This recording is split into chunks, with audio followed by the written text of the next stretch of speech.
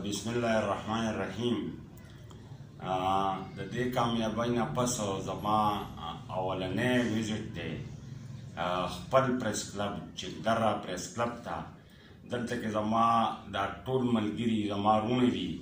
زه اول د هغو شکریې له راغلی یم دو چې د دې چې دره پریس کلب زمونږ په بار کې د ملګره بار اسوسییشن کې ووټ نه و، خو دا اولنی زه دا ګڼم چې زما په کامیابۍ کې اولنی لاس د دې پریس کلب دی. زما خوږو وروڼو صحافیانو د پریس کلب ملګرو زمونږ کامیابي دا ده چې دا زه هسې د خلکو خوښ یم. زه په ما کې خپل هیڅ نشته، نه زما سره څه شته. زمونږ چې کم عالم زمونږ ګروپ دی نو د هغو تعداد هم ډېر کم دی، خو زما داسې ملګري دي، داسې نران دي، داسې ننګیالان دي چې په دې کې یو د هغو کمال دی، یو زما د ټولو ملګرو کمال دی.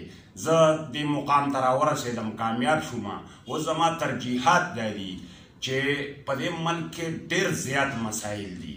د انصاف فراهمي دا یو غټ مشکل دی، ډېر ګران دی. اول به دا سهل کومه چې خلکو ته اسانۍ ورسي، انصاف ورته زر ورسي، او دا زموږ سوسایټي چې ده د دې نه ظلم ختم شي. د وکیلانو دپاره زما دا اولنی پروګرام دی چې دوی به یو موټی کوم، یو کوم به پکې، خپل پردی پکې نه کومه، د هر چا خدمت به کومه او د بار مسایل به حل کوو.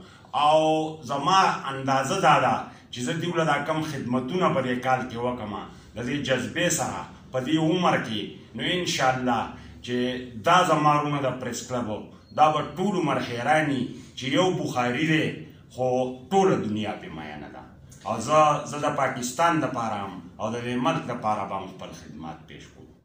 د بار او د بینچ په منځ کې کله هم فاصلې نه وي. بار او بینچ ټول عمر یو وي، او موږ به دا کوشش کوو چې بار او بینچ یو شي او خلکو ته لیټیګینټس ته د انصاف غوښتونکو ته اسانۍ ورکړی شي. ډېره مننه جي، ډېره شکریه. ډېره شکریه.